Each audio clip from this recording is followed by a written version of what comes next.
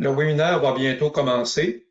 On va se donner encore peut-être une petite minute et demie parce qu'il y a encore des gens qui s'inscrivent. Je vous reviens à ce moment-là.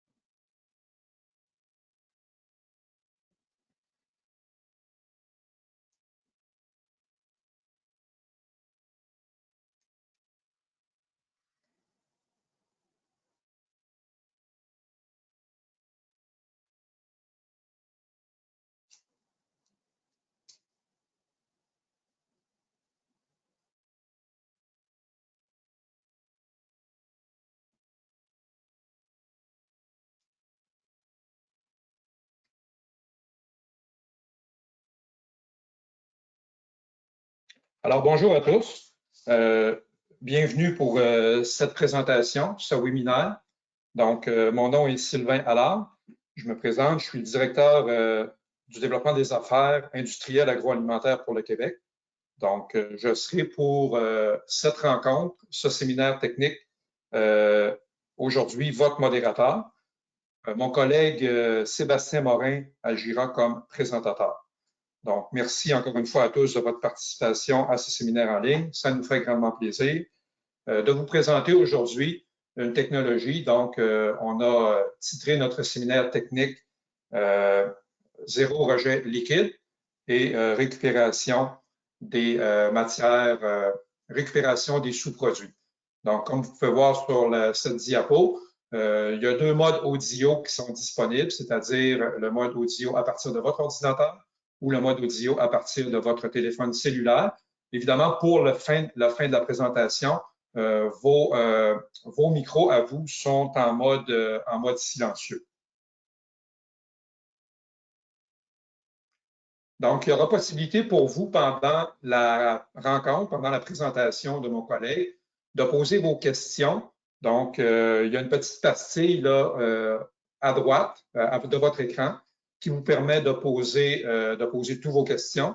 Et puis, nous prendrons le temps à la fin d'y répondre. Donc, on va probablement les combiner et on va répondre à toutes vos questions. Donc, chez Veolia, on a entrepris au mois de mai une série de webinaires sur le traitement des eaux, donc en français.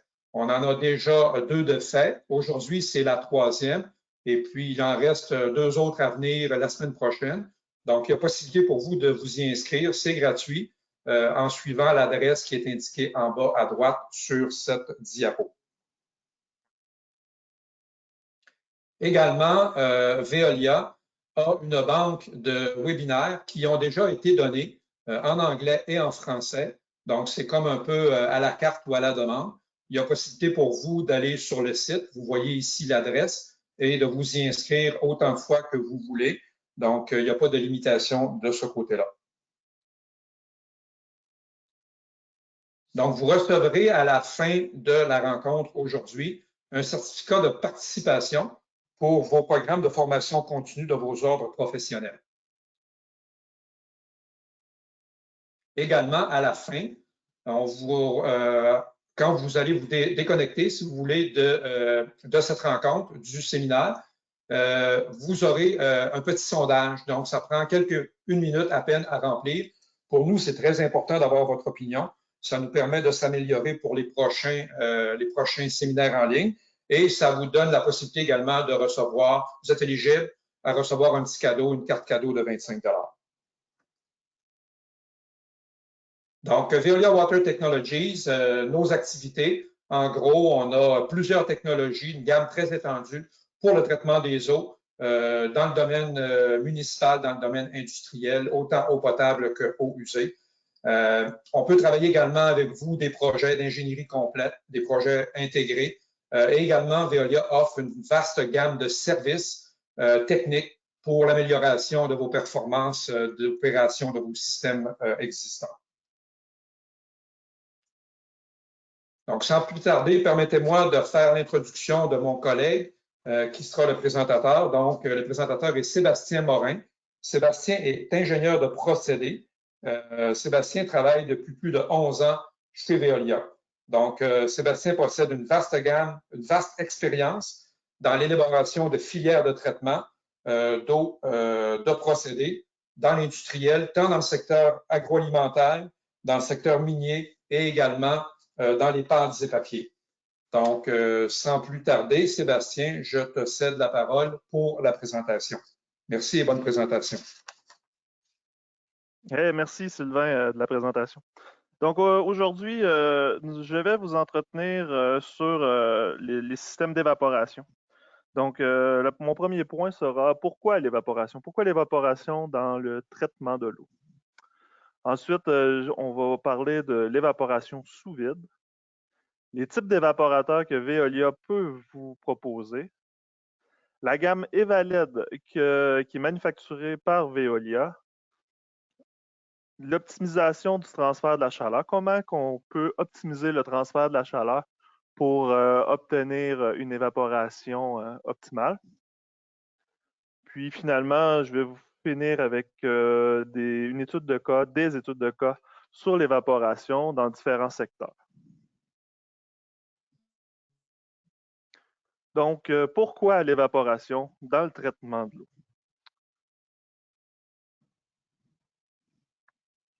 Donc, le but de l'évaporation, c'est d'enlever de l'eau de la pollution. Contrairement à des techniques plus conventionnelles, normalement, on essaie d'enlever la pollution de l'eau. Ici, on fait le contraire. On essaie d'évaporer l'eau, de créer un distillat. Donc, c'est l'eau qui est récupérée, c'est la vapeur qui est récupérée et qui est condensée. Donc, on va l'appeler le distillat. Et puis, on va concentrer, donc on va appeler le concentrat dans une chambre d'évaporation, la pollution. Donc, ça nous permet d'avoir des sous-produits dans le concentrat qui peuvent être revalorisés pour différentes choses comme l'alimentation animale. On peut récupérer les produits dans le procédé et autres. Je vais vous donner des exemples un peu plus loin.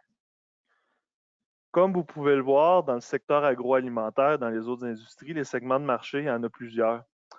Boissons non alcoolisées, brasserie, distillerie, laiterie, fromagerie. On peut faire évaporer l'eau dans à peu près n'importe quel segment de marché.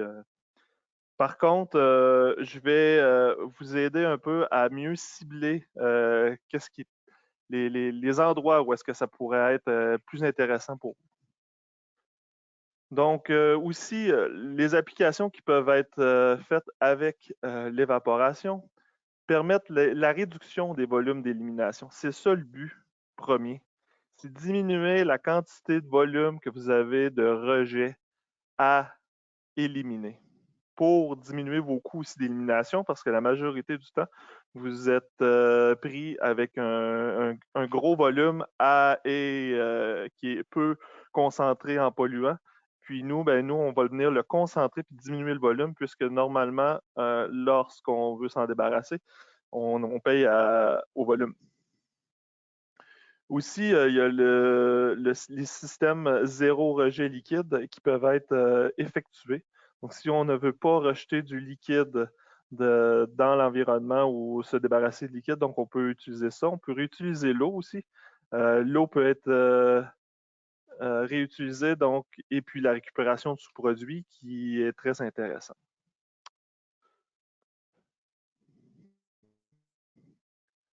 Donc, les principaux problèmes que résolvent les systèmes d'évaporation. Premièrement, les coûts d'élimination élevés. Ça coûte cher éliminer des produits, des sous-produits liquides. Donc, le but, c'est d'enlever l'eau pour ne pas avoir à payer pour détruire notre eau. Aussi, on veut avoir une qualité de sortie conforme à la législation locale et on veut peut-être même réutiliser notre eau, donc être très environnemental là-dessus. Le but aussi, c'est d'optimiser les OPEX. Donc, on veut diminuer la consommation d'énergie puis les produits chimiques dans les systèmes subséquents. Donc, le traitement d'évaporation peut être utilisé comme pré-traitement à un système biologique. Le système biologique pourra ici être plus petit, prendre moins d'énergie, moins de produits chimiques. Finalement, on peut traiter le concentré provenant d'UV ou d'osmose inverse. Ces procédés-là, normalement, sont là pour faire de l'eau ultra pure. Donc, on concentre les polluants et on crée donc l'eau sans sel, sans aucun polluant, mais on crée un concentrat. Ce concentrat-là, on doit le traiter parce qu'il est plein de solides dissous. Donc, encore là, on peut utiliser l'évaporation pour diminuer le volume, pour créer un solide et ainsi réutiliser le distillat dans l'unité de concentration.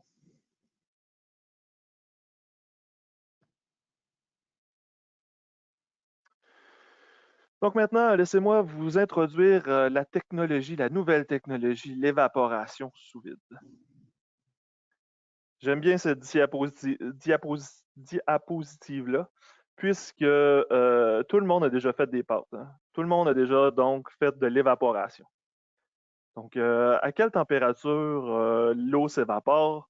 Si je pose cette question-là à n'importe qui, ils vont me dire environ à 100 degrés Celsius à pression atmosphérique.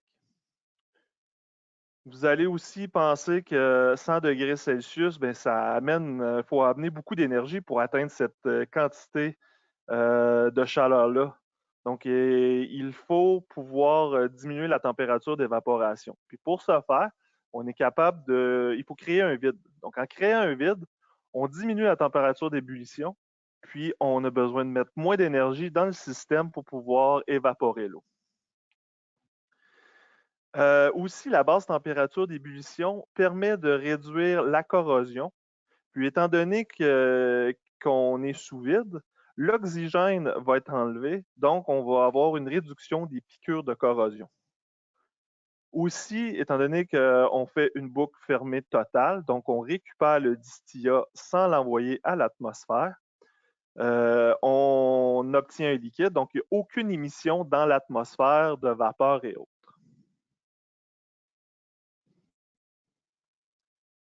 La réutilisation de l'eau propre. Donc là, on a de l'eau usée qui provient de vos procédés. On veut la traiter, on veut réutiliser de l'eau, puis surtout, on veut diminuer le volume, puis peut-être même revaloriser les polluants qui étaient dans notre eau usée. Donc là, on envoie ça dans notre Evaled ici. On a 100% du débit, on a de l'énergie. Donc, on obtient à la sortie de l'Evaled, de l'évaporateur, normalement, une eau distillée qui représente 90 à 95% du volume qui rentrait. Puis ensuite, on obtient un concentré de 5 à 10% du volume qui rentre d'eau usée. Ça veut dire qu'on va concentrer les pollutions de 10 à 20 fois. Donc, on va diminuer le volume de 10 à 20 fois des produits que normalement, vous auriez dû rejeter à l'environnement. Et puis, ben, l'eau que vous récupérez, vous pouvez soit la récupérer dans votre traitement ou vous en débarrasser dans l'environnement ou dans un égout municipal. Aussi, on peut rajouter un équipement, une deuxième passe en fait, pour concentrer encore plus le concentrat, puis obtenir par une deuxième passe d'évaporation un solide qui va pouvoir être éliminé plus facilement, puis qui va permettre aussi la récupération de matières précieuses comme le sucre, les confiseries, les protéines. Donc, si vous pouvez voir, c'est la deuxième passe d'un procédé qu'on a pu observer. Donc, on va avoir 90% de matière sèche dans cette boue-là.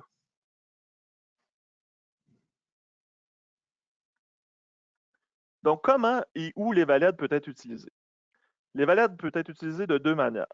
Première manière, elle est intégrée dans votre usine de traitement d'eau. Donc, On l'utilise soit pour alléger la charge avec aux équipements qui vont être installés en aval de l'évaporateur, ou on peut l'utiliser aussi pour concentrer les sorties des UF puis des osmoses inverses, comme je vous ai parlé tantôt. Donc, le but ici, dans ce mode d'opération-là, c'est de diminuer la pollution encore qui vont aller vers vos autres étapes de procédé de traitement d'eau. Par contre, la majorité du temps, on l'utilise comme système autonome. Donc, c'est le traitement. Pas besoin de traitement en amont, pas besoin de traitement en aval. On traite l'eau, on l'envoie dans les valettes, dans le système en fait d'évaporation. On fait évaporer l'eau, donc on obtient un distillat qu'on peut rejeter à l'environnement, qu'on peut réutiliser. Et puis, on obtient un sous-produit qu'on peut soit revaloriser ou s'en débarrasser avec les compagnies compétentes pour la chose. Donc, étant donné qu'on sait maintenant qu'est-ce que c'est l'évaporation, puis comment fonctionne, où est-ce qu'on peut l'installer, je vais vous parler des différentes familles que Veolia peut proposer, les différentes familles d'équipements EvaLED. Donc, on a 3 familles. Comme vous pouvez voir sur la diapo, ces équipements-là sont très compacts. OK? Ils sont montés sur des skids, excusez-moi pour l'anglicisme, ils sont montés sur des plateformes préassemblées. Ils sont préfilés, tuyautés. Je ne veux pas utiliser le mot pipé. Donc, pré-tuyautés, ils sont prêts à l'emploi. Donc, il y a un panneau de contrôle qui permet de contrôler la totalité de l'équipement. Donc, selon vos besoins, selon qu'est-ce qui est requis dans votre traitement, on peut vous proposer 3 types, 3 modèles d'évaporateurs. Donc, le premier modèle, c'est le modèle de pompe à chaleur. Je vais aller un petit peu plus loin tantôt dans l'explication des différents modèles. Par contre, je veux vraiment faire un survol rapide. Et puis, si vous avez des questions, gênez-vous pas pour nous les poser par après ou directement à moi ou à Sylvain. Donc, comme je disais, la pompe à chaleur. Donc, vous fournissez seulement de l'électricité. C'est une thermopompe qui crée la chaleur et qui enlève, qui crée le froid, en fait, qui va permettre d'évaporer et de refroidir le distillat pour faire du liquide. Le deuxième modèle, c'est les modèles AC. Les modèles AC, c'est des modèles qui requièrent soit de l'eau chaude ou de l'eau froide qui proviennent de vos utilités. Normalement, on utilise ces équipements-là, les équipements AC, lorsque une usine a un surplus de chaleur dû à un surdimensionnement de ses boilers ou d'une optimisation qui a fait que les boilers ne fonctionnent pas à leur pleine capacité dans votre usine. Donc, on prend la chaleur pas résiduelle, mais la chaleur que vous avez en trop, on envoie ça dans notre évaporateur, on est capable de faire évaporer l'eau. Donc, on diminue la quantité de chaleur. Puis, il y a le modèle de recompression mécanique de vapeur dont je vais vous parler plus longuement plus tard.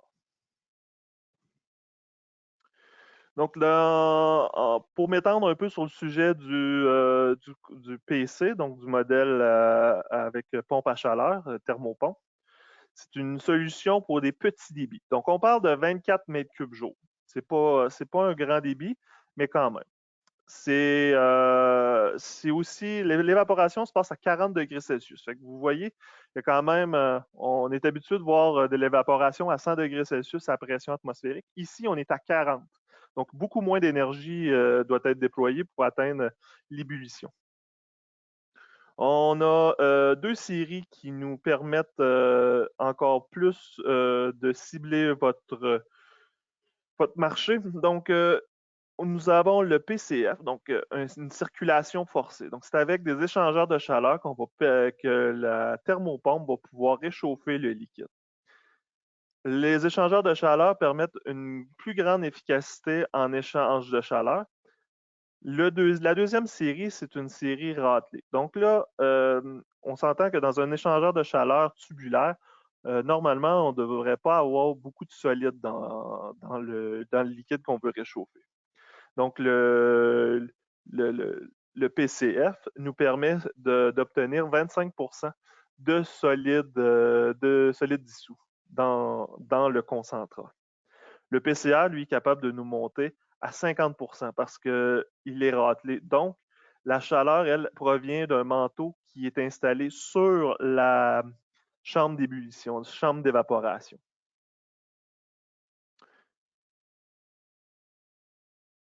Donc, les deuxièmes modèles que je vais vous présenter, c'est l'évaporateur à eau chaud-froid. Donc, j'en ai parlé tantôt. La chaleur provient de vos utilités, le froid aussi. On peut utiliser cet équipement-là pour faire évaporer jusqu'à 60 mètres cubes par jour d'eau à 40 degrés Celsius. Donc, encore là, le vacuum, le vide nous permet d'obtenir une évaporation à 40 degrés Celsius. Les deux séries, vous avez les deux mêmes séries ACF qui est avec des échangeurs de chaleur comme tantôt, qui nous permet d'obtenir un 25% de solide dissous. Et puis la série ACR, qui elle est râtelée, nous permet d'obtenir jusqu'à 85 à 90% de solide dissous. Donc, c'est des équipements qui sont robustes et qui sont, comme vous pouvez voir, très compacts.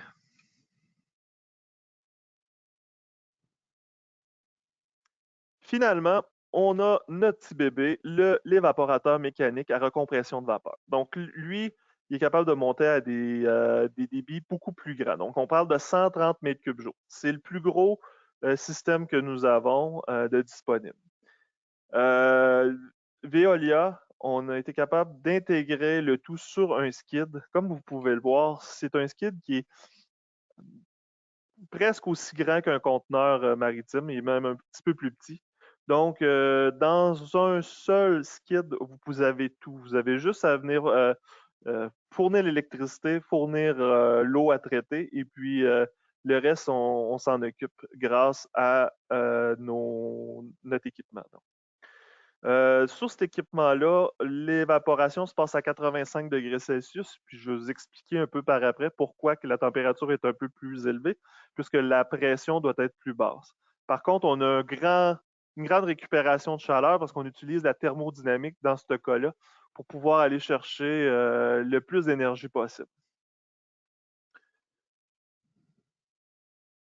Donc, oui. OK. Optimisation du transfert de chaleur. Donc, je vais vous présenter rapidement comment on est capable de récupérer la chaleur dans un cycle, dans une boucle sans fin. Donc, vous voyez la petite présentation, le petit sketch du procédé qui est pour les PC et les AC. Donc, vous avez la chambre d'ébullition qui se retrouve ici. Donc, l'eau rentre dans la chambre d'ébullition. On a un échangeur de chaleur externe. Donc, l'échangeur de chaleur externe, donc ça serait un type F, donc forcé. Donc, on a un échangeur aussi pour la condensation qui se trouve ici. Donc, le but, c'est de diminuer la chaleur de l'eau, de la récupérer pour pouvoir mieux enlever le distillat, en fait, éliminer le distillat ou le réutiliser. Et puis, on a la pompe de recirculation. Donc, la pompe de recirculation pompe le concentrat, le fait passer dans l'échangeur de chaleur, et puis le concentrat, lui, se retourne dans la chambre d'évaporation. L'eau, quand elle rentre, l'eau usée, quand elle rentre par ici, arrive dans une pièce où est-ce que le vide est créé par l'éducteur qu'on a ici. Donc, étant donné qu'on est à 40 degrés Celsius, on est dans un endroit où est-ce que le vide est fait, on a une évaporation flash qui se fait. Donc, l'eau devient gazeuse, devient vapeur, et puis s'en va se faire refroidir dans le réservoir qu'on a ici.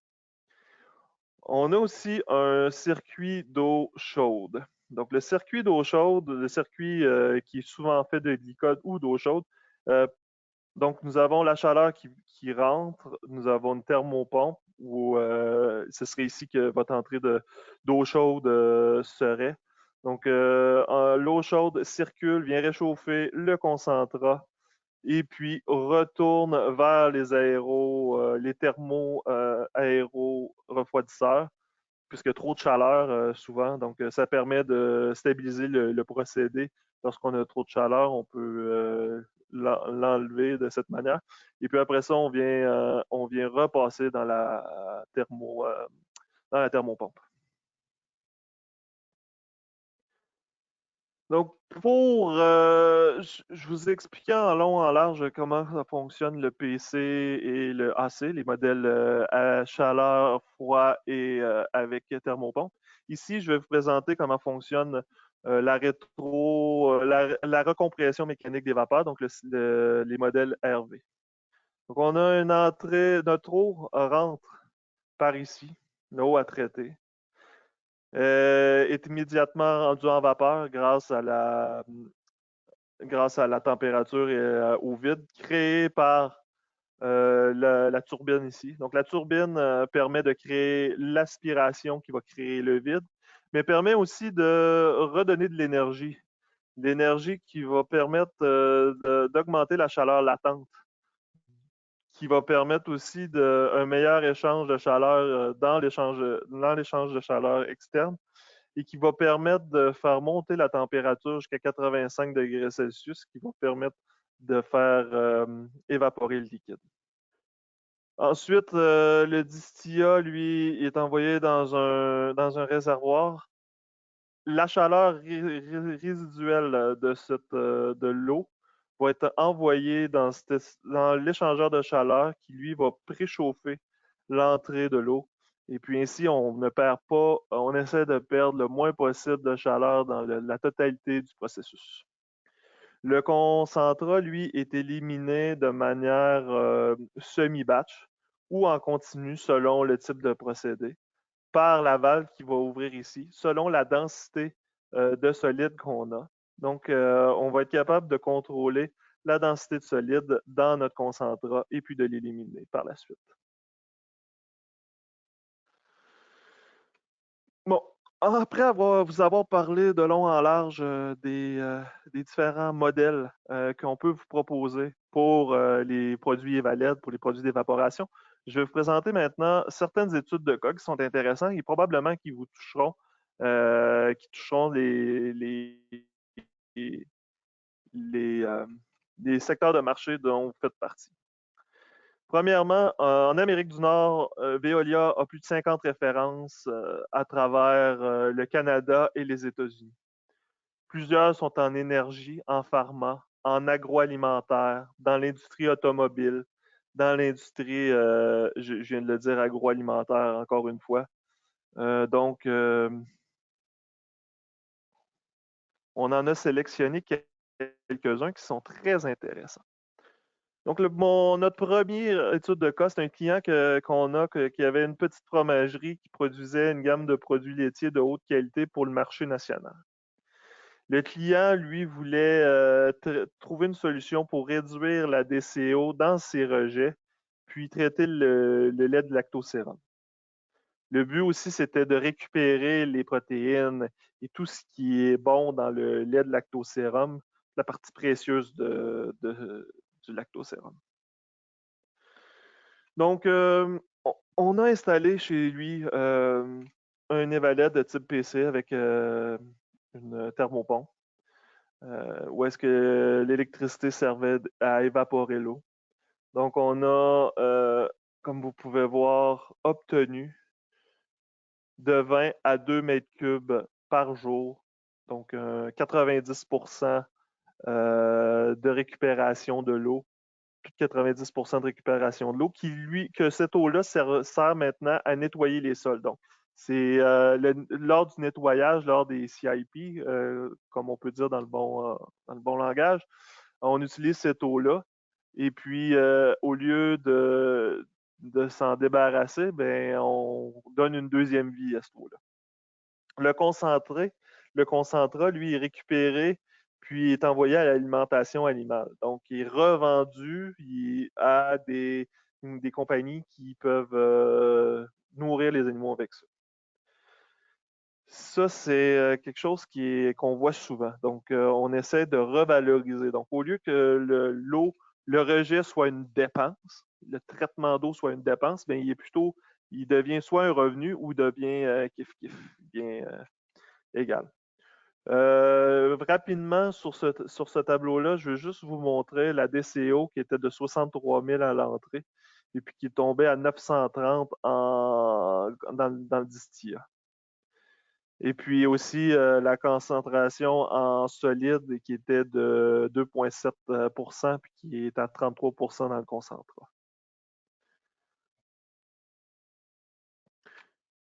Donc, un peu qu'est-ce que je vous ai déjà dit, 92 % de l'eau est réutilisée. 13 fois, là, on a concentré les polluants. On a remboursé en moins d'une année l'investissement qui a été fait pour l'installation de cet équipement-là. On a été capable de créer un concentré qui est réutilisé pour les aliments des animaux. Donc, ça a été très enrichissant comme procédé, comme projet. Le deuxième client, c'est une entreprise que je ne peux nommer, mais c'est une entreprise multinationale américaine qui fabrique des aliments produisant des céréales, des plats cuisinés, des biscuits, des craquelins, etc. Donc, il est dans l'agroalimentaire, mais il fabrique aussi des chips. Et puis, cette compagnie-là nous a demandé de trouver une solution pour traiter ces eaux usées qui étaient super salées, qui sont très salées.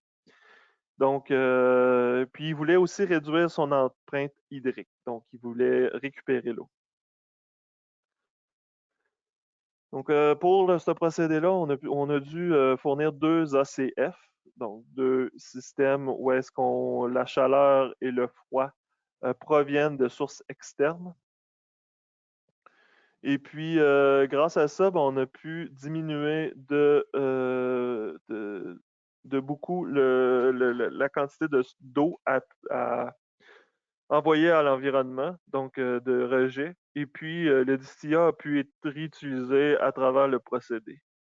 Si vous regardez ici en chlorure, donc la quantité de sel dans l'eau, on avait 20 000 ppm de chlorure, puis à la sortie de l'évaporateur, on était à plus petit que 25. Donc, c'est cela. Donc, l'eau est réutilisée à 88 %, un facteur de concentration de 8. Mais surtout, qu'est-ce qui est intéressant, c'est que le client a fait une économie d'énergie parce qu'on a pu réutiliser la chaleur résiduelle qui était disponible dans son usine. Il avait surdimensionné ses bouilloires, puis on a pu réutiliser la chaleur, puis réduire ainsi l'empreinte de CO2 de l'usine complète. Donc, notre troisième étude de cas, c'est une compagnie du groupe alimentaire multinational qui a son siège social à Piémont, en Italie. C'est un leader dans les confiseries, les bonbons, les chocolats, les sucreries. Son but, c'était de réduire les coûts d'élimination des eaux usées, mais aussi de trouver un moyen de récupérer le concentré de produits de sucre. Donc, il fabrique des tic-tac pour ceux que ça intéresse. Donc, l'eau provenait des lavages des équipements de production de bonbons. Et puis, le distillat, lui, l'eau est envoyée dans un traitement biologique avant le pré-traitement que nous avons ajouté d'évaporation. Le distillat, donc, s'en allait va aller dans un traitement biologique puisqu'on n'était pas capable d'enlever toute la pollution avant le rejet. Mais, qu'est-ce qui est le plus intéressant, c'est qu'on était capable de créer un concentré qui, lui, est réutilisé présentement comme aliment pour les animaux. Donc, encore là, on est capable de revaloriser les déchets qui, normalement, seraient allés dans un traitement biologique qui aurait été dégradé par des bactéries qu'il aurait fallu alimenter en air. Et donc, on aurait eu plus d'oxygène, plus de demandes d'oxygène, plus de demandes d'énergie, plus de produits chimiques. On aurait créé plus de boue, Puis au final, on aurait la seule chose qui serait ressortie de cette étude de cas-là, c'est que ça aurait coûté très cher le traitement des eaux. Donc, on a pu optimiser les coûts.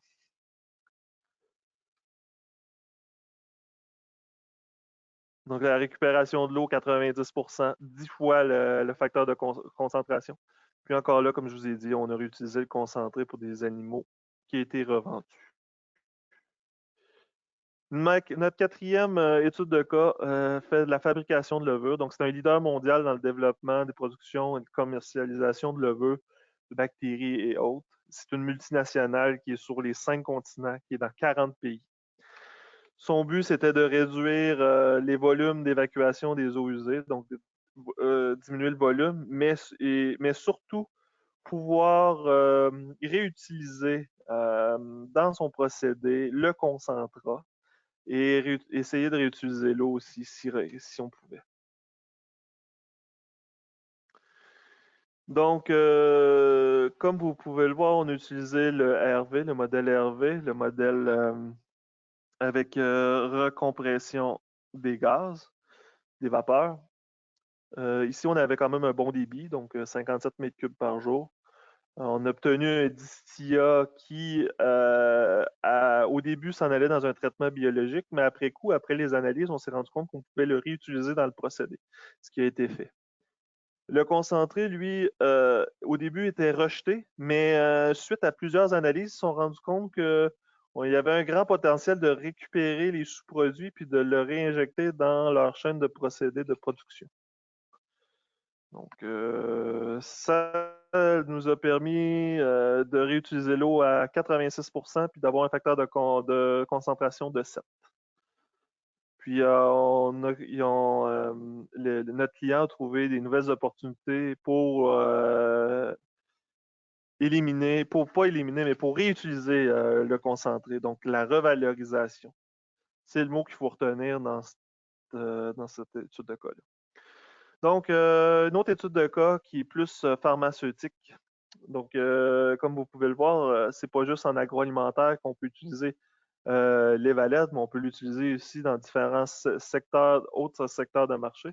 Donc, c'est une multinationale qui est présente dans 84 pays, qui fait des médicaments dans 5 domaines principaux, la santé des femmes, la maladie respiratoire. On s'entend que présentement, c'est un des sujets chauds de l'actualité, la douleur, la toux, le rhume. Puis, le but, c'était d'éliminer les ingrédients actifs comme l'isoprofène dans le lavage d'équipements. Donc, on avait de l'isoprofène et des ingrédients actifs dans l'eau usée. Ces composés-là étaient très difficiles à éliminer dans une installation biologique. Donc, on a pu traiter l'eau usée, donc 8,5 tonnes par jour, puis diminuer ça à 0,4 tonnes par jour, obtenir un distillat qui a pu être retourné à l'environnement. Les rendements sont de 95%, donc 95% de l'eau qui rentre se retrouve dans le distillat. Facteur de concentration de 20. La solution a permis de réduire les produits actifs dans le distillat de plus de 99%. Ma dernière étude de cas, c'est dans l'industrie automobile, dans la fabrication de freins. C'est une grande entreprise qui fabrique des technologies avec des solutions de gestion de l'énergie, des freins à air, des systèmes de commande, des composants pour des véhicules utilitaires moyens et lourds. Le client avait pour objectif de traiter l'eau usée, qui était de lavage alcaline des pièces métalliques pour le traitement anti-rouille. Donc, rapidement, on avait 1 tonne d'eau par jour, donc 1 mètre cube d'eau par jour à traiter. Le concentrat a permis de diminuer de beaucoup. Puis l'eau, les eaux usées, ont été envoyées à l'usine de post-traitement. Donc, les eaux usées ont pu être envoyées vers le traitement de la ville. Donc, on a pu diminuer de 4 fois la concentration. Augmenter de 4 fois la concentration, donc diminuer de 75% le volume d'eau à rejeter. Donc, en conclusion, j'espère que j'ai pu mettre la lumière sur plusieurs des avantages que l'évaporation peut nous apporter. Entre autres, l'évaporation sous vide permet d'utiliser moins d'énergie. Donc, ça a un faible coût d'exploitation. Excusez. Les distillats sont propres et peuvent être utilisés dans votre usine. Donc, on peut réutiliser le distillat pour le lavage, pour le procédé.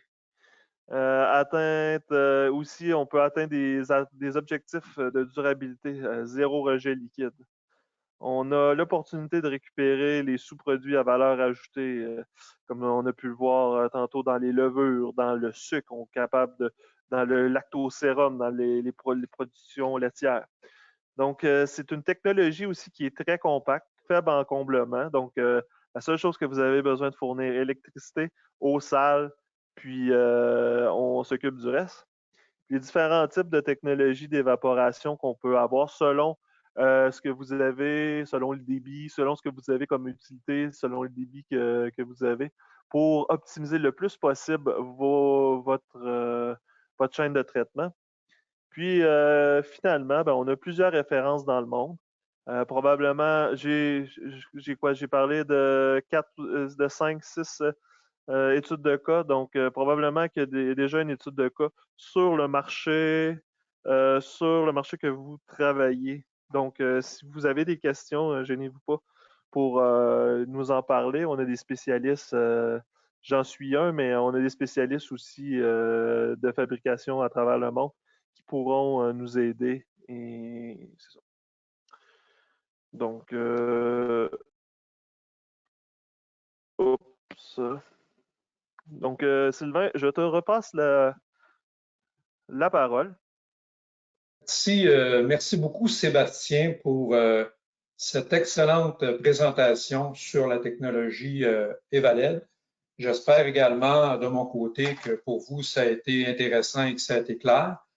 Si je me fie au nombre de questions qui m'ont été adressées pendant que Sébastien faisait la présentation, je pense que ça a suscité quand même beaucoup d'intérêt de la part de nos intervenants, Sébastien.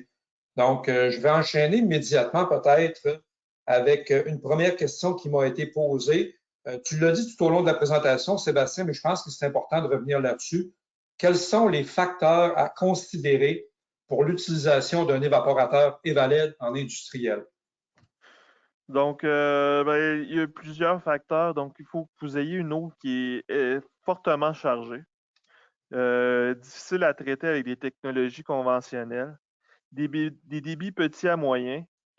Vous pouvez aussi regarder pour réutiliser votre eau. Donc, il faut que ce soit une entreprise qui a dans l'idée de pouvoir utiliser son eau. Puis, on peut aussi trouver une manière de récupérer les sous-produits pour diminuer, le coût d'opération, puis même peut-être même avoir un revenu avec. Puis, finalement, une usine peut aussi penser à avoir un effluent liquide zéro, là, zéro liquid discharge, comme on dit en anglais. Donc, ça ressemble beaucoup à ça, Sylvain. Merci beaucoup, Sébastien. Une deuxième question qui m'a été adressée. Quels sont les autres segments de marché utilisant cette technologie dans le monde? Sébastien, tu en as beaucoup parlé durant ta présentation. Si tu me permets, je vais peut-être répondre à cette question-là, rajouter d'autres secteurs peut-être que tu n'as pas identifiés, mais un des secteurs où on a beaucoup de références dans le monde, et c'est très certainement le secteur automobile et de l'aéronautique. On a également des applications dans les industries de production de produits chimiques. Tout ce qui est cosmétique et pharma, ça, tu en as parlé, Sébastien. Également dans les centrales d'énergie, où on a de la production d'eau ultra pure, on a des systèmes d'osmose inverse, on a des concentrats qui sont produits. Donc ça, c'est un marché où on est très, très fort pour évaporer les concentrats et diminuer les volumes d'eau à disposer. Dans l'industrie du plastique également, les semi-conducteurs au niveau des tours de refroidissement. Donc, c'est à peu près les marchés qui sont couverts par l'évaporateur. Et comme Sébastien mentionnait, on a plusieurs références et des études de cas qui pourraient vous être présentées là, éventuellement. Donc, j'enchaîne avec une autre question. On va prendre encore peut-être 2 ou 3 questions pour pas trop s'éterniser. Puis, on avait dit 45 minutes. On est pas mal dans les temps quand même. Sébastien, celle-là, je pense qu'elle s'adresse à toi. Comment faites-vous pour qualifier une application et définir le meilleur modèle? Parce que tu as présenté 2 ou 3 modèles. Hein. Ouais. Comment faites-vous pour qualifier une application et définir le meilleur modèle à retenir pour notre projet? Ça, c'est une bonne question. C'est un point que j'ai pas parlé puis que j'aurais pu parler plus longuement. Je vais commencer par dire que on peut faire des tests en laboratoire d'évaporation. Donc, vous nous envoyez un échantillon, puis nous, on peut voir le type de modèle d'équipement qu'on pourrait utiliser. L'échantillon, bien sûr, il faut qu'il soit représentatif, là.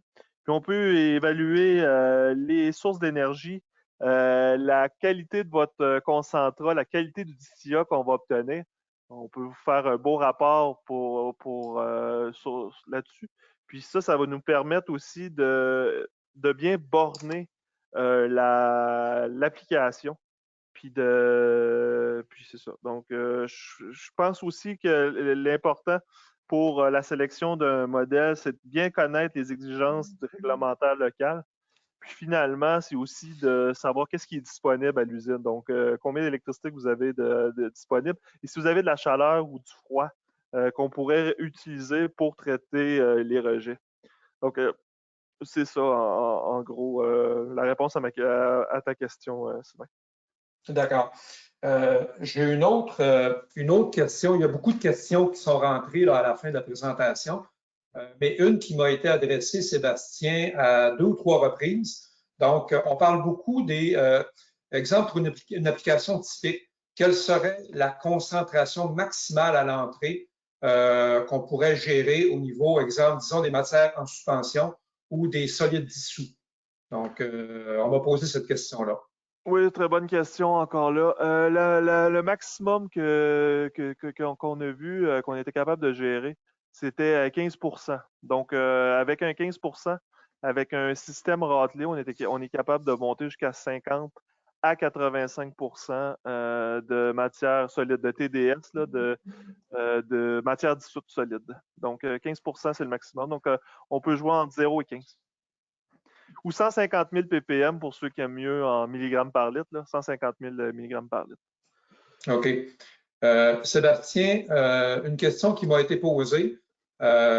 Quelqu'un dit cette technologie est-elle un traitement secondaire ou bien un traitement primaire? Dans le fond, c'est ni un ni l'autre, mais est-ce que tu peux élaborer un peu là-dessus? En fait, cette technologie-là, c'est les deux.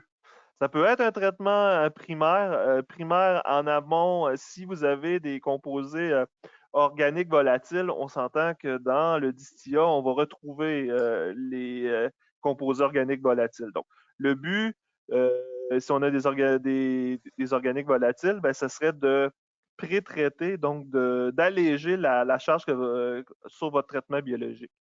Par contre, le traitement, si vous n'avez pas d'organique volatile, donc ça peut être déterminé en laboratoire, on peut seulement utiliser les valettes. Donc, il n'y a pas besoin d'avoir un traitement primaire avant le système, là, si c'est requis. Donc, ce système-là, il est quand même assez versatile. Il peut être utilisé en primaire, il peut être utilisé pour traiter les rejets d'un traitement secondaire de RO, ou d'osmose inverse. Il peut être utilisé comme un procédé autonome. Donc, selon l'application, je vous dirais toutes ces réponses. Merci, Sébastien. J'ai reçu vraiment beaucoup de questions à la fin. Ce que je vais faire, je vais en prendre 2 dernières, OK? Puis, soyez assurés, soyez sans crainte que tous ceux qui nous ont posé des questions, on va prendre le temps de vous recontacter individuellement, d'aller un petit peu plus loin avec vous sur vos projets, vos applications, puis de bien y répondre, d'accord? Donc, une question qui m'a été posée, Sébastien, est-ce qu'il y a des contaminants qui pourraient attaquer le système d'évaporation? On cite en exemple des fortes concentrations de DBO, de l'azote, du phosphore, ce genre de trucs-là. Je pense qu'on a plein de matériaux, hein, si je ne me trompe pas. Oui, on a plein de matériaux. En fait, on peut faire des évaporateurs en stainless, en duplex, stainless steel, bien sûr, en acier inoxydable, et aussi en astaloy. Donc, on est capable de vous fournir une grande panoplie, en fait, de traitements. Et puis, c'est souvent par rapport aux chlorures, la DBO, les phosphores et autres, on n'est pas très attaqué par ça parce que c'est vraiment les chlorures, étant donné qu'on concentre la quantité de sel dans l'eau. Donc, on peut monter à des 50% de chlorure dans l'eau, puis on est capable de traiter quand même avec des unités en astaloy, par exemple. C'est sûr que ça a un coût, mais on est capable de le traiter, oui. OK. Merci. La dernière question, Sébastien. Si on avait à résumer un peu tout ce qu'on a dit aujourd'hui, les questions qui nous ont été posées, pour toi, quels seraient les avantages de cette technologie par rapport à d'autres? Ça, encore là, c'est une bonne question. C'est des unités super modulaires. Donc, c'est modulaire standardisé. On prend l'unité, on la dépose sur une partie de votre usine, on branche, et voilà, ça traite. OK? C'est un système complètement automatisé puis autonome. Donc, vous avez un PLC, vous avez HMI, vous rentrez vos paramètres dedans de traitement et puis vous traitez votre eau. Donc, si vous avez peu d'espace, ben, ça a une faible emprise au sol. Si vous avez peu d'espace dans votre usine, c'est pas comme un traitement biologique ou un traitement physico-chimique où est-ce que vous avez besoin d'avoir des grands temps de rétention. Non, on rentre l'eau, on l'évapore, elle ressort. C'est tout. Ça a une faible consommation énergétique par rapport aux boucles fermées, c'est une faible par rapport aux boucles fermées de chaleur. Une faible consommation énergétique aussi par rapport au fait qu'on crée un vide. Puis, pour l'empreinte carbone, mais c'est mieux que bien des procédés qui utilisent beaucoup de produits chimiques et autres. Puis, je pense que la finale, ce serait la réduction des coûts de disposition, Sylvain. Parce que OK. ça nous permet de diminuer vraiment le volume, puis peut-être même revaloriser vos bouts là, selon la qualité de qu'est-ce qu'on est capable de sortir de cet équipement-là. Donc, c'est vraiment Merci. là, les points importants. D'accord. Merci beaucoup, Sébastien. Plaisir. Écoutez, on va devoir mettre un terme à la présentation, mais je pense qu'on aurait peut-être pu continuer encore parce que je me rends compte qu'il y a quand même beaucoup d'intérêt. Les gens qui ont participé dès le départ sont restés presque pas mal tous jusqu'à la fin. Encore une fois, ce que je peux vous dire, vous avez sur l'écran présentement mon adresse courriel, mon numéro de téléphone. Donc, n'hésitez pas à me contacter, mais nous, on a toutes vos questions, on les a regardées, on les a listées. On va repasser à travers et on va vous recommuniquer pour discuter individuellement de chacun de vos projets. Donc, encore une fois, merci beaucoup pour votre intérêt. N'oubliez pas de compléter le petit sondage à la fin. Pour nous, c'est très important. Et merci grandement de votre participation. C'était vraiment apprécié. Et à la prochaine fois, je l'espère. Merci beaucoup. Lavez-vous les mains.